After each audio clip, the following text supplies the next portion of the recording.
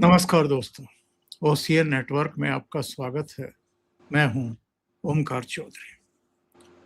तो पश्चिमी मीडिया का वो खेल शुरू हो गया। हालांकि कोई नई बात तो नहीं है, लेकिन जब जब भारत में इस तरह के प्रदर्शन किए जाते हैं, करवाए जाते हैं, प्रायोजित किए जाते हैं, तो पश्चिम का मीडिया अपने मूल चरित्र में आ जाता है और यहाँ पर अनार्की को, अराजकता को और फैलाने के लिए वो अगर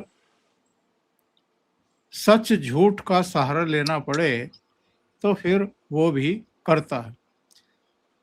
न्यूयॉर्क टाइम्स ने क्या लिखा है, गार्जियन ने क्या लिखा है, आज जरा इस पर चर्चा करेंगे।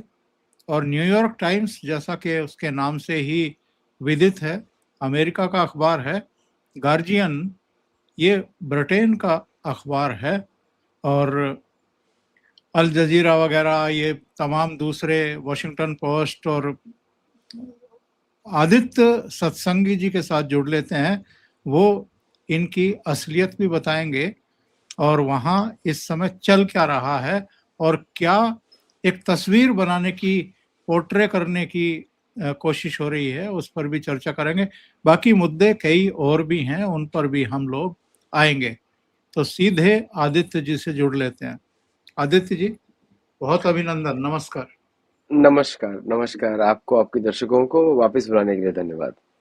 Thank you so much. देखिए, मैं न्यूयॉर्क टाइम्स की कुछ हेडलाइन पढ़ देता हूँ, कुछ टेक्स्ट पढ़ देता हूँ। उसने लिखा है, खून बहा, लाठियां चली, आंसू गैस के गोले दागे गए, लेकिन प्रदर्शनकारी पीछे नहीं हटे। संसद मार्च के अगले ही दिन हजारों छात्र फिर जंतर मंतर पहुंच गए और सरकार से जवाब मांगने लगे। छात्र शिक्षा व्यवस्था और भर्ती परीक्षाओं में गड़बड़ियों के खिलाफ प्रदर्शन कर रहे हैं। उनका कहना है कि सरकार अब भी उनकी मांगों पर चुप है। और आंदोलनकारी संगठनों के हवाले से ये दावा किया गया है कि 150 प्रदर्शनकारियों के आसपास घायल हो गए हैं। दिल्ली पुलिस का कहना है कि 118 पुलिसकर्मी घायल हुए, जबकि प्रदर्शनकारियों को 70 के आसपास प्रदर्शनकारियों को हिरासत में लिया गया है। गार्जियन ने लिखा है कि पुलिस की कार्रवाई भी छात्र आंदोलन को रोक नहीं सकी। सोमवार की झड़प के अगले दिन हजारों प्रदर्शनकारी फिर जंतर मंतर पर पहुंच गए और साफ कर दिया कि वे पीछे हटने वाले नहीं हैं। अखबार ने यह भी लिखा है कि आंदोलन अब सिर्फ शिक्षा सुधार की मांग तक सीमित नहीं रहा। बड़ी संख्या में युवा सरकार के खिलाफ अपना गुस्सा जाहिर करने के लिए भी सड़क पर उतर रहे हैं। पुलिस का कहना है कि उसने हालात को काबू में कर लिया है। आदित्य जी, आप वहां बैठे हैं, सब कुछ देख रहे हैं, आपके आसपास भी किस तरह का परसेप्शन क्रिएट किया जा रहा है।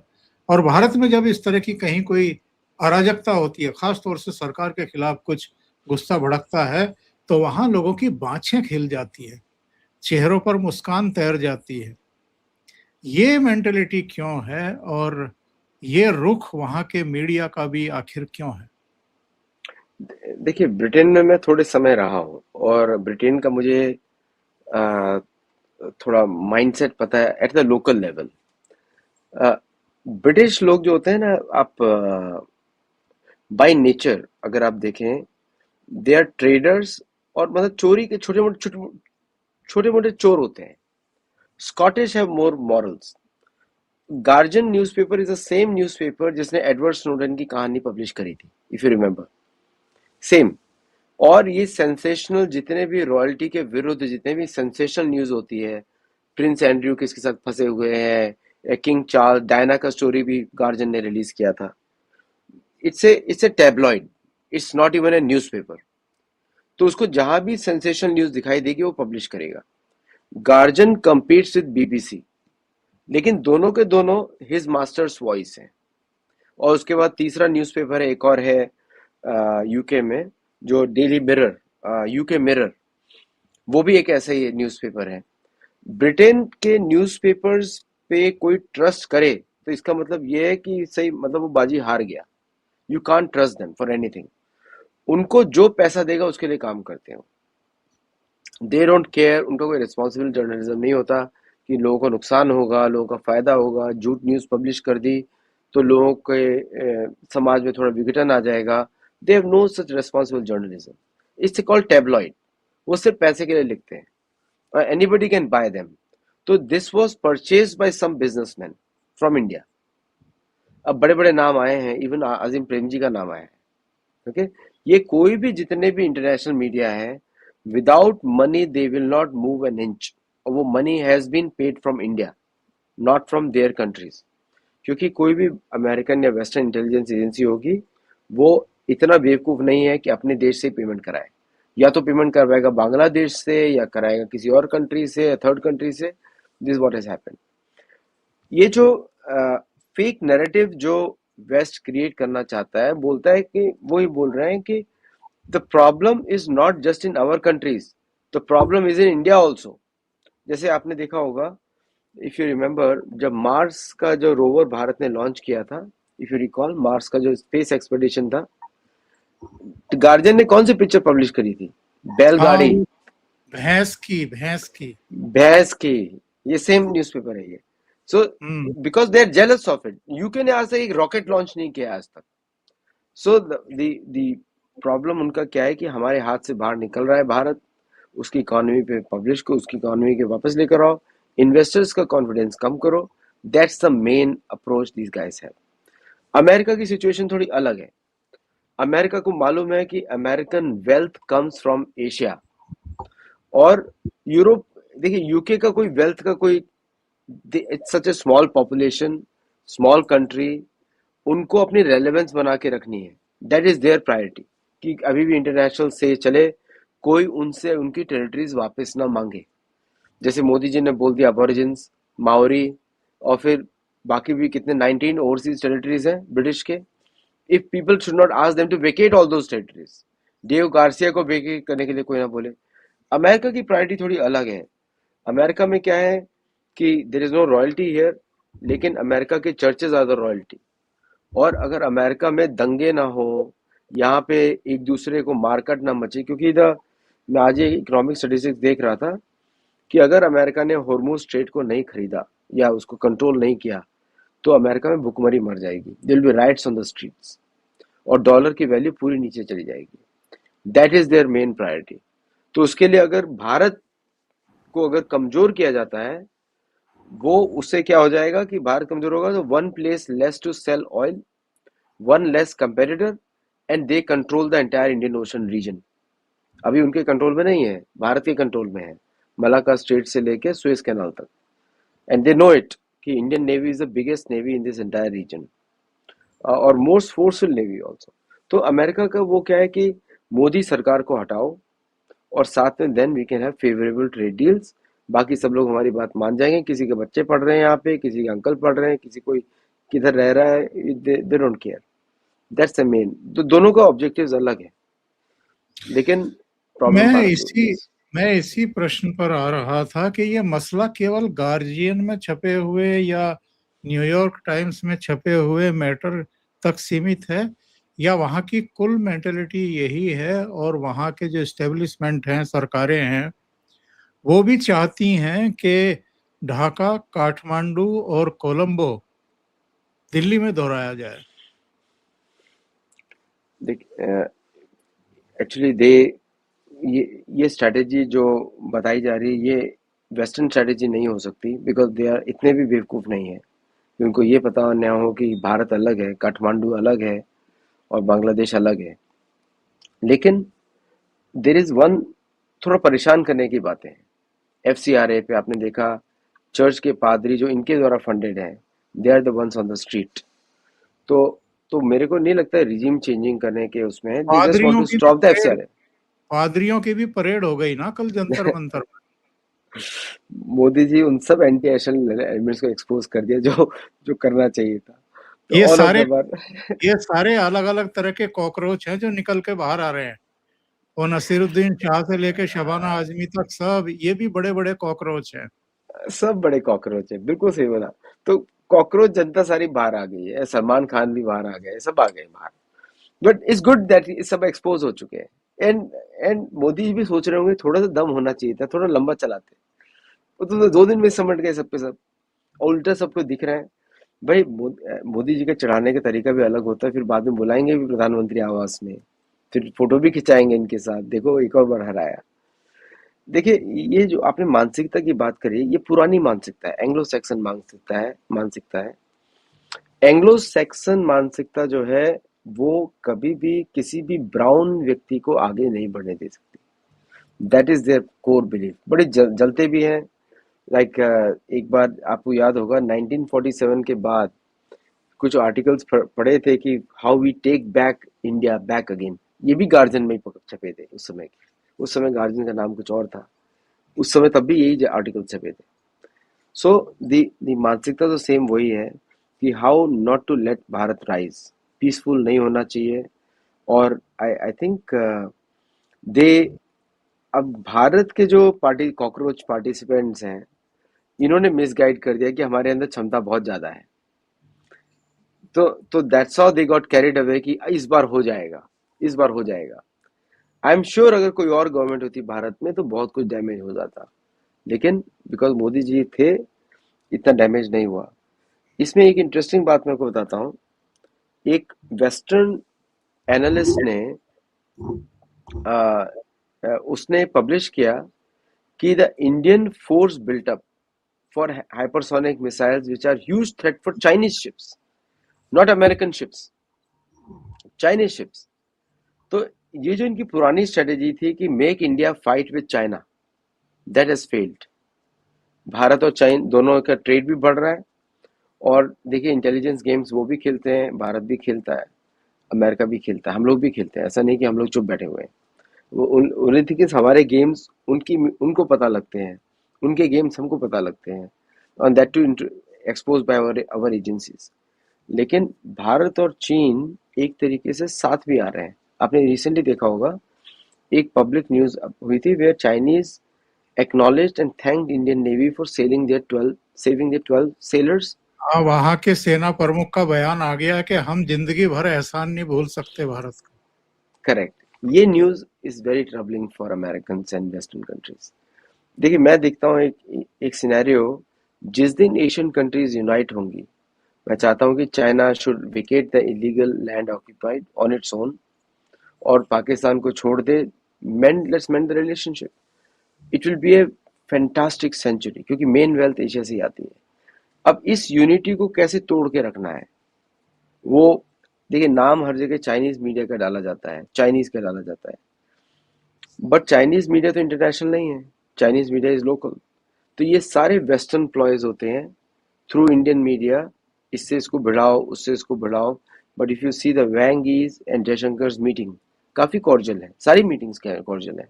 और वैंगी को तो एस जयशंकर जी करीब 35 साल से जानते हैं, 35 ईयर्स पहले वो इंटरेक्ट किए थे। तो ये जो वेस्टर्न प्रोपेगेंडा है, ये एक और दिखाता है कि and all the Chinese influence जो अमेरिका इंडिया में बाहर जो बढ़ रहा है, उसको कैसे खत्म किया जाए।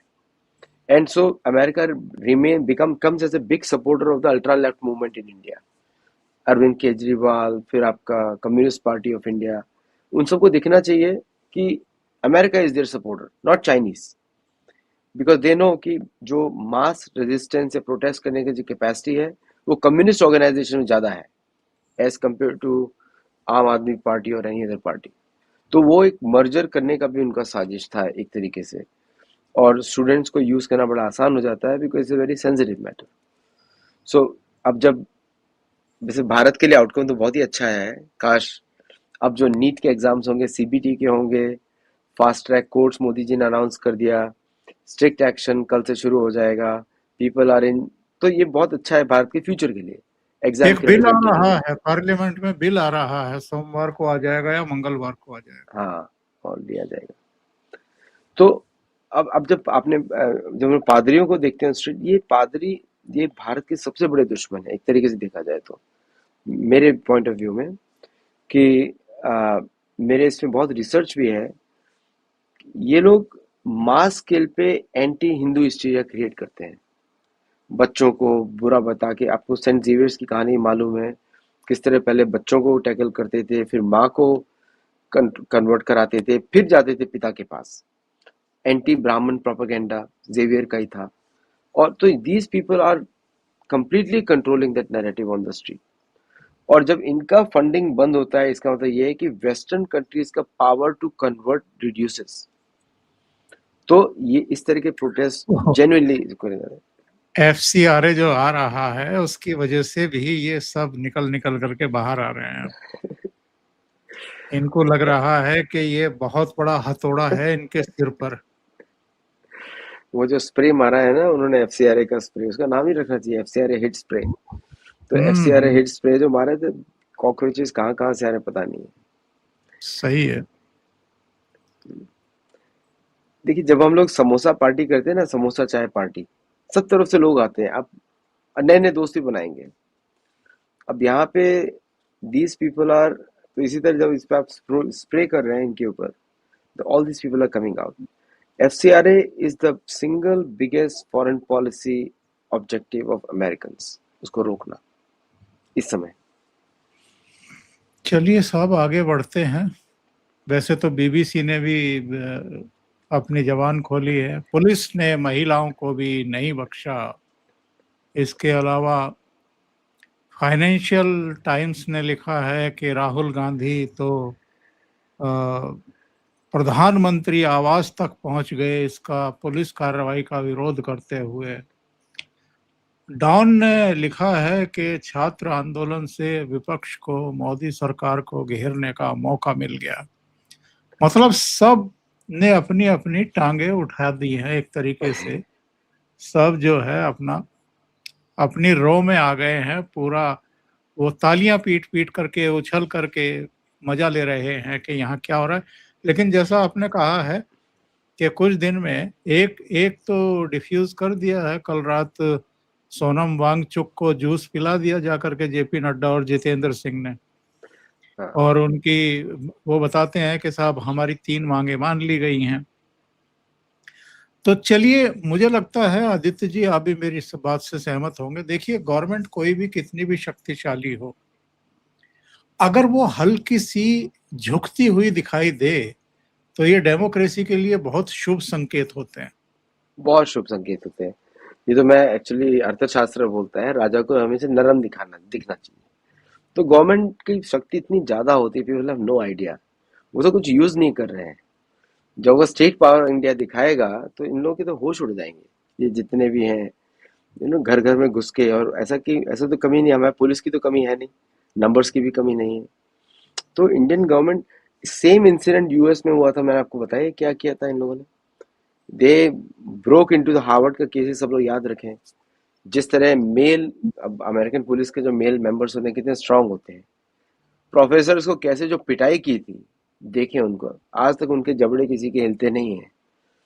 तो people are still in hospital, coma में है बाय द वे। तो तो Indian police has been so well behaved. मैं चाहता हूँ थोड़ा सा मारें ऐसे लोगों को, लेकिन they have been so well behaved despite having all the power. Pressure cooker में अगर गैस को निकलने का आप मौका ही नहीं देंगे तो प्रेशर कुकर फट जाएगा, नुकसान करेगा। तो ये जो कल रात किया है कि इनमें से एक थोड़े से अपेक्षाकृत थोड़े से समझदार आदमी को मनाया, जाकर के जूस पिलाया और टेंशन को थोड़ा डिफ्यूज कर दिया। जो गैस भरी हुई थी उसको निकालने का काम किया है। लेकिन वो 3 जो कॉकरोच थे लीडर, उनको नहीं छोड़ा जाएगा। ये आप देखिए, याद रखिएगा। सोवन वांगचुक तो पुराने खिलाड़ी हैं, तो इनका जो पुराना जो इतिहास है, how he went to Pakistan, how he went to other places, इसलिए थोड़ा सा इनको पकड़ लिया। But the other 3 people will be dealt toughly. कितने लोगों के पासपोर्ट कैंसिल हो जाएंगे। बिल्कुल। चलिए साहब अगली खबर पर चलते हैं। ये 10% एक्स्ट्रा टैरिफ, जबरन मजदूरी से बने सामान को लेकर के कार्रवाई। ये कौन सा दूरबीन लिए बैठे हैं डोनाल्ड ट्रंप कि देखे कि किस किस देश में जबरन मजदूरी करा करके सामान बनाया गया है। ये बहाने क्यों तलाश करते रहते हैं कि इतना और लगा दो, उतना यहाँ से लगा दो, इतना यहाँ से लगा दो। इससे टेंशन कम होती है या बढ़ती है? देखिए, अभी इतनी खराब कंडीशन है, मैं आपको पहले रीज़न बता दिया है, the inflation, cost of living. अभी जापानीज़ बैंक ऑफ जापान का इंटरेस्ट रेट्स को बढ़ाना और अमेरिका का इंटरेस्ट रेट्स नहीं कम करना, ये मैथमेटिक्स बहुत इंपॉर्टेंट है अमेरिका के लिए, क्योंकि रिजर्व करेंसी का जो सर्कुलेशन है वो भी 37% करीब है, नॉट इवन 40%। इसका मतलब रिजर्व करेंसी स्टेटस नहीं है। तो इसमें खर्चा कैसे निकलेगा? पहले क्या होता था? तो now tariffs is the only way to earn money for the US government. US government देश के लिए नहीं सोचती है, यूएस गवर्नमेंट सोचती है यूएस के लिए, अपनी गवर्नमेंट के लिए सोचती है। जैसे आपको स्टेटमेंट याद होगा, बड़ा एक्यूरेट स्टेटमेंट था जयशंकर जी का, the USA is in America, you know, बहुत ही एक्यूरेट स्टेटमेंट था, बिकॉज द यूएस गवर्नमेंट और America constitutionally are two different things. और अमेरिका की सबसे बड़ी लड़ाई है फेडरल रिजर्व बैंक के साथ। Federal reserve bank loans the money to the US government और यूएस गवर्नमेंट उस पैसे को खर्च करती है। और यूएस गवर्नमेंट कैसे पैसा कमाएगी अगर उसको इंटरेस्ट पे करना है फेडरल रिजर्व बैंक को? तो tariffs is the only way. Tariffs का मनी लोगों के पास नहीं जाता है, यूएस गवर्नमेंट के पास जाता है। सो अब न्यूजीलैंड के ऊपर 10% टैरिफ, वहां पर भी चाइल्ड लेबर की बात हो रही है, ठीक है। तो न्यूजीलैंड प्राइम मिनिस्टर तड़पड़ा रहे हैं कि भाई हमारे यहाँ कौन सा चाइल्ड, हमारा चाइल्ड ही नहीं है, तो चाइल्ड लेबर कहाँ से आएगी?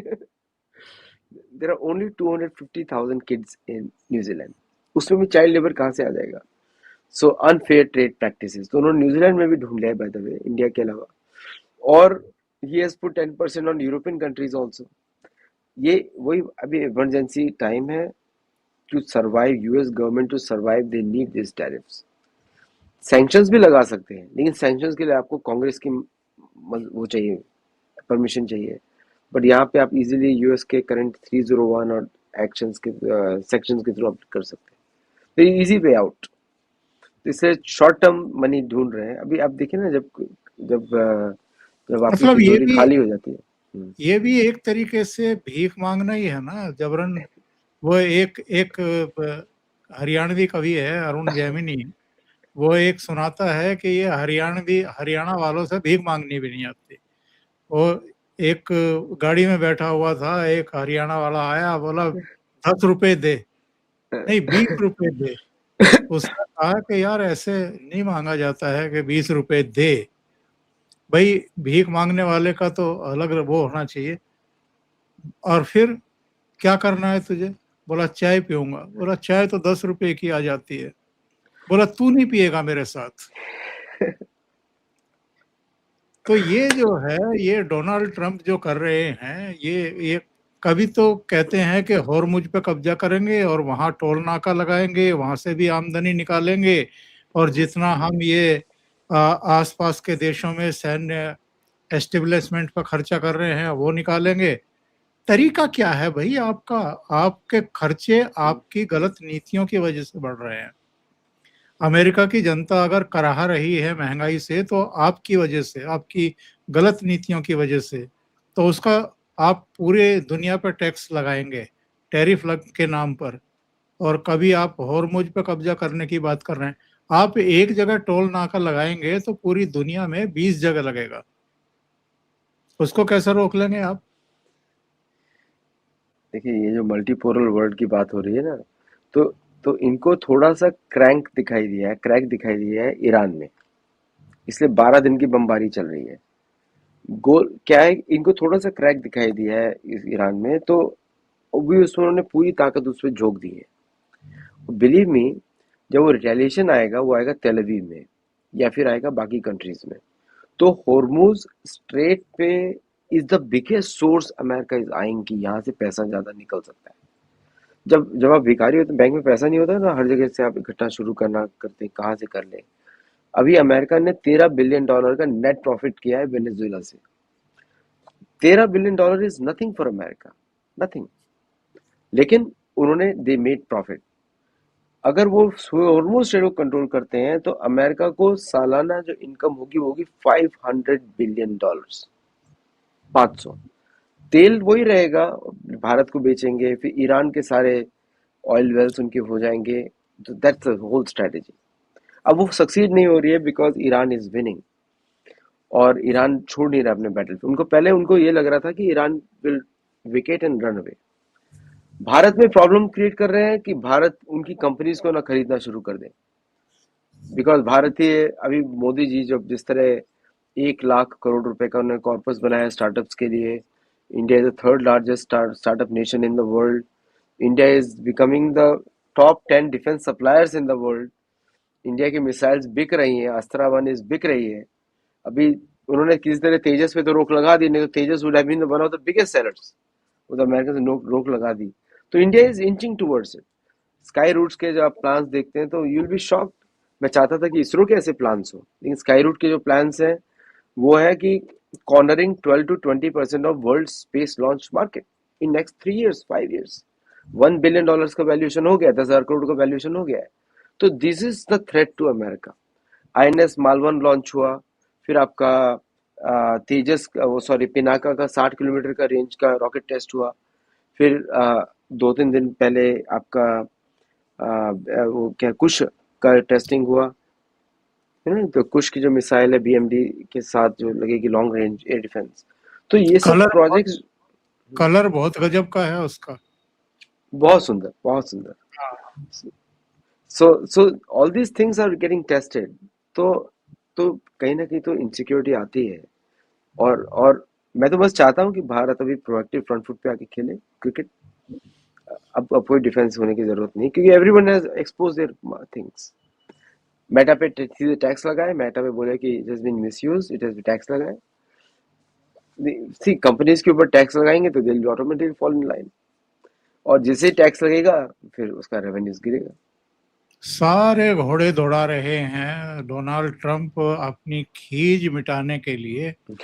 और अपनी जब ये खीज ही है ना कि 1 साल से ज्यादा हो गया है भारत के साथ एफटीए साइन नहीं हो पा रही है, तो तरह तरह से कोशिश कर रहे हैं दबाव बनाने की। अभी 3-4 दिन पहले की ही तो बात है, बल्कि 2 ही दिन पहले की बात है। जेनरिक दवाओं पर इन्होंने कहा कि अभी अगले 1 साल तो 2 साल तक तो जीरो रहेगा, फिर हम 100% बढ़ाएंगे, फिर 200% ड्यूटी बढ़ाएंगे। कर क्या रहे हो भाई? मतलब पहले आप लोगों को आदत डालेंगे, अमेरिका के लोगों को, कि जेनरिक दवाइयां खरीदिए, और उसके बाद आप उस पर टैरिफ लगाना शुरू कर देंगे या ड्यूटी लगाना शुरू कर देंगे। नहीं, ये 2 साल तक होल्ड करेंगे, सेव करेंगे। सो 2 साल तक हेट करेंगे। इसका मतलब ये है कि 2028 के बाद कुछ बड़ा इंसिडेंट्स होने वाला है अमेरिकन इकोनॉमी में। तो ये होल्ड करेंगे ताकि उसके बाद दे विल प्रमोट। कि अभी सिप्ला ने प्लान बनाया है कि उधर इन्वेस्ट करने का, फैक्ट्री लगाने का। रैन बैक्सी ने भी प्लांट लगा रहा है न्यू जर्सी में। और आपको मालूम ही है कि फाइजर फाइजर जो है कंट्रोवर्शियल कंपनी है, कोविड को उसने प्रमोट किया था। फाइजर, मोलिना हेल्थ केयर और ये सब जो बड़ी बड़ी कंपनीज है। सो प्लान क्या है कि 2 साल होल्ड करना है ताकि प्राइसेस स्टेबल रहे। अगले 2 साल कंपनीज यूएस में मैन्युफैक्चर करें। लेकिन प्रॉब्लम क्या आ जाता है कि इन सब के जो एपीआईज हैं वो चाइना से आते हैं। कॉस्ट ऑफ मैन्युफैक्चरिंग अमेरिका में सेम ड्रग की रहेगी डबल या ट्रिपल ऑफ इंडिया। तो they want to make money on American health. अब इनको अमेरिकन की हेल्थ से कोई लेना देना नहीं है। अगर अमेरिकन की हेल्थ से लेना देना होता तो ये कैंसर का फेक ट्रीटमेंट नहीं बेचते। अब डिक्लेयर हो चुका है कैंसर इज ए पैरासाइट, उसके लिए कीमोथेरेपी की जरूरत ही नहीं है। आपकी लॉन्ग भी काम कर सकती है, आयोरमेक्टिन भी काम कर सकती है। There are many other medicine, ayurvedic ways. ये शायद भारत में भी लोगों को सीखना चाहिए जो अमेरिकन रिसर्चर्स बोल रही हैं। बिकॉज भारत में जो आईएमए है is just carrying out the American policies. हमको आयुर्वेदिक का ज्यादा बढ़ाना है ताकि American are using Ayurveda now. ऐसा नहीं है कि वो बंद कर दिया। तो प्रॉब्लम ये है कि जो जो व्हाट दे आर लुकिंग कि 2 साल में होल्ड करेंगे, फिर दे आर एक्सपेक्टिंग कि नेक्स्ट 2 years में फैक्ट्रीज आ जाएंगी and they will dissuade them and they'll make more money on the American health. So Americans सही are the guinea pigs in this entire scheme. कि मतलब test करेंगे American के ऊपर एक सो ये इनका प्लान है, लॉन्ग टर्म प्लान यही है इनका। मुझे नहीं लगता कि तब तक कुछ आई डोंट कि अमेरिका जो आज आप देख रहे हैं वैसा रहेगा उस समय तक, मुझे लगता है। बहुत लोग कह रहे हैं कि शायद ये जो इस समय जिस शक्ल में अमेरिका है उसके हो ना हो के आखिरी प्रेसिडेंट हो। आदित्य जी, बहुत बहुत धन्यवाद आपका जुड़ने के लिए और इतने महत्वपूर्ण विषयों पर अपने विचार साझा करने के लिए। दर्शकों से निवेदन है, आपको ये चर्चा अच्छी लगी हो तो लाइक का बटन दबा दें, वीडियो को शेयर करें, चैनल अभी तक सब्सक्राइब ना किया हो तो जरूर कर लें। और आप जानते हैं कि आदित्य जी के चैनल का नाम है सत्तोलॉजी, तो उनको भी सहयोग करें और सब्सक्राइब करें। Thank you Aditya ji, thank you very much. Thank you, नमस्ते, नमस्कार।